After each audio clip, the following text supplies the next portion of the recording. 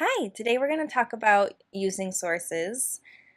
What are sources and how do you use them? And today we're going to focus on part one, choosing evidence.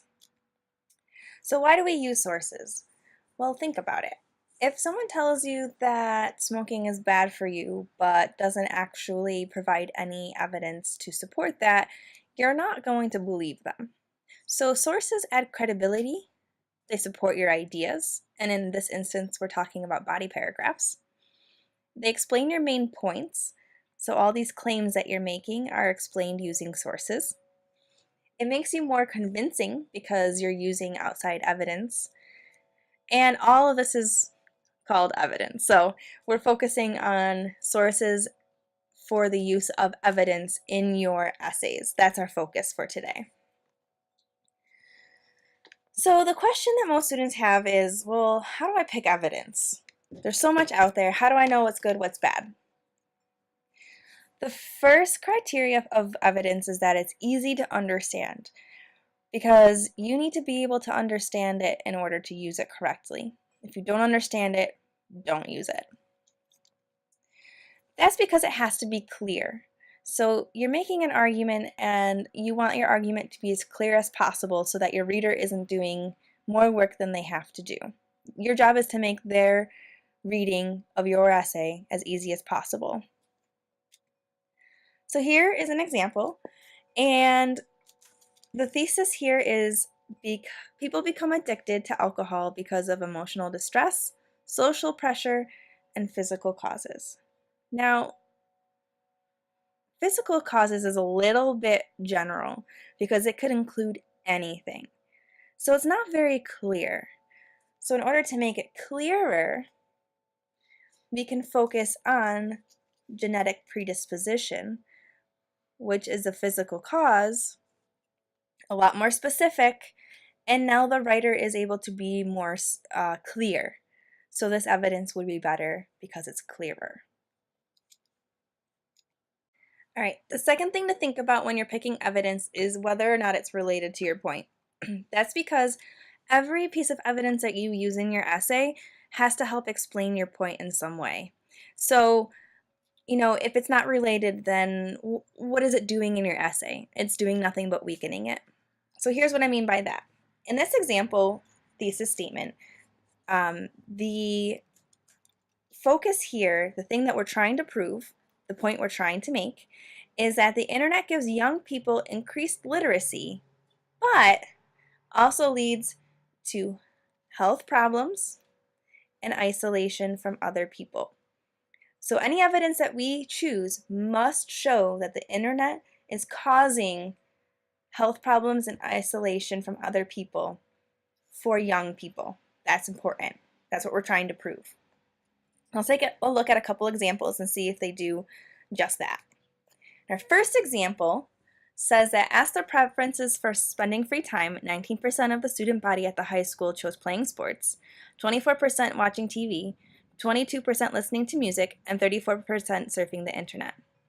Does this show that the internet causes health problems and isolation? It does not. All it says is the preferences for spending free time. So this is a bad piece of evidence. Let's take a look at another example.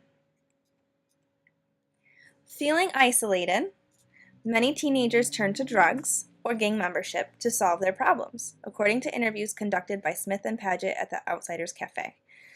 So I get excited because look I see the word isolated.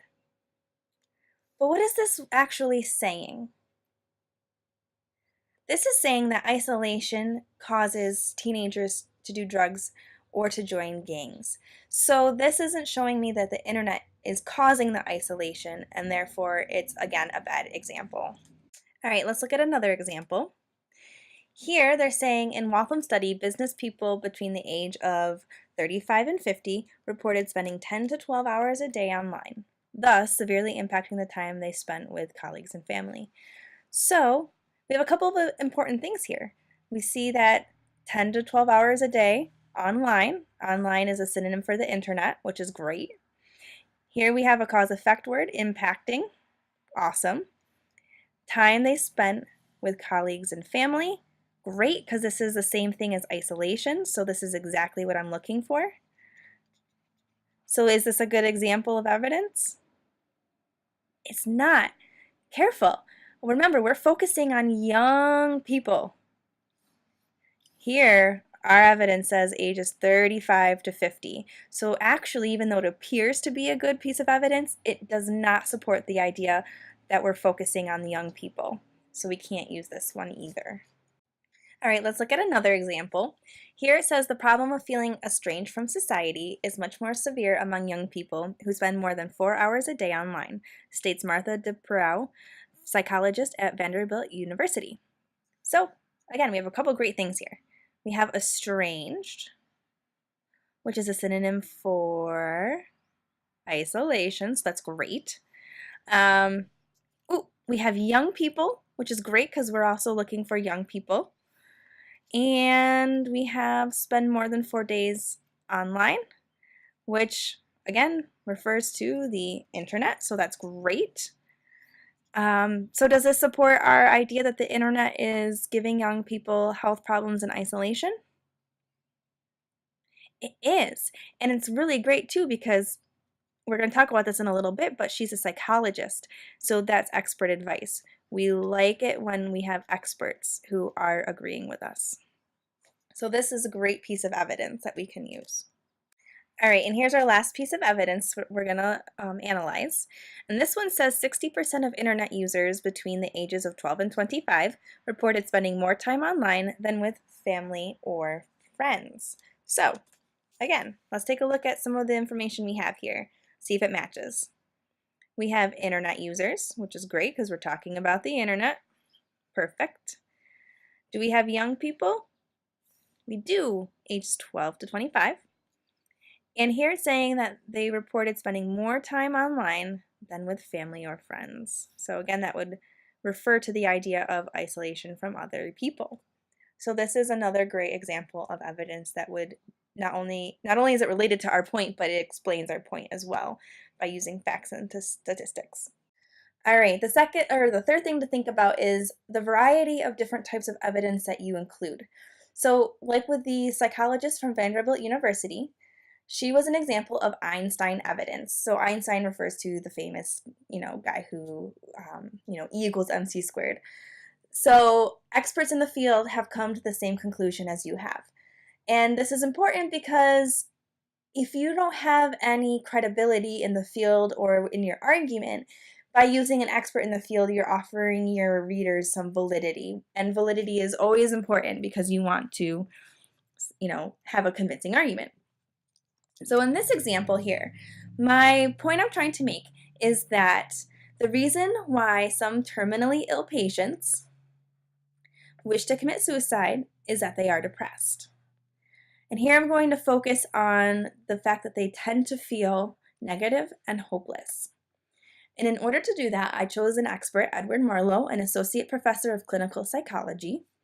So here's my validity. Here I'm picking a credible source at Columbia Presbyterian Medical Center in New York. So you have something to go look him up with. And I'm saying, look, he argues that in many cases, a dying patient, terminally ill, dying, synonyms, okay,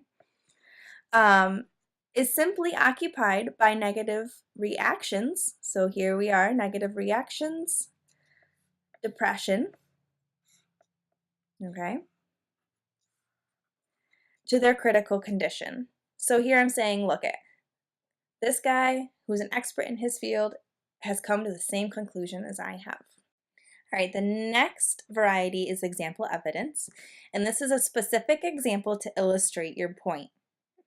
And in this example, here is the point I'm trying to make, is that the direct and independent connections through the internet create new relationships among people, okay? Relationships that can change the way we think and act. So I need to create some sort of relationship between connections in the internet changing the way we think and act. And to do that, I'm going to choose this example. Again, an example that you can go look up and verify, saying Here's an example that showed how a large number of people living in widely separated areas could form a community simply through electronic communication. So that's important because here again, I'm using a synonym for the internet. All right. In this case, the parents of children who suffered from a certain kind of psychological problem formed an online support group. So here, it's an example of how the internet creates new relationships that can change the way we think and act. And in this case, the way we think and act is an online support group. Okay? All right, and the last one we're going to talk about is undocumented evidence. And this is your experiences or things that are commonly known to be true. So an example of this would be if I'm trying to prove that students go through this culture shock where they feel depressed while living in the US, if you talk about your personal experience with that, since you are an international student yourself, that would be something that, would support your argument. So in some of the essays we'll write this semester, this would be appropriate, but typically in academic writing, undocumented evidence isn't something you want to heavily rely on, but it's okay to add to other kinds of evidence to, lend some extra support to your ideas, but I would not rely solely on undocumented evidence. All right, thank you so much for watching, and we're going to practice this in class.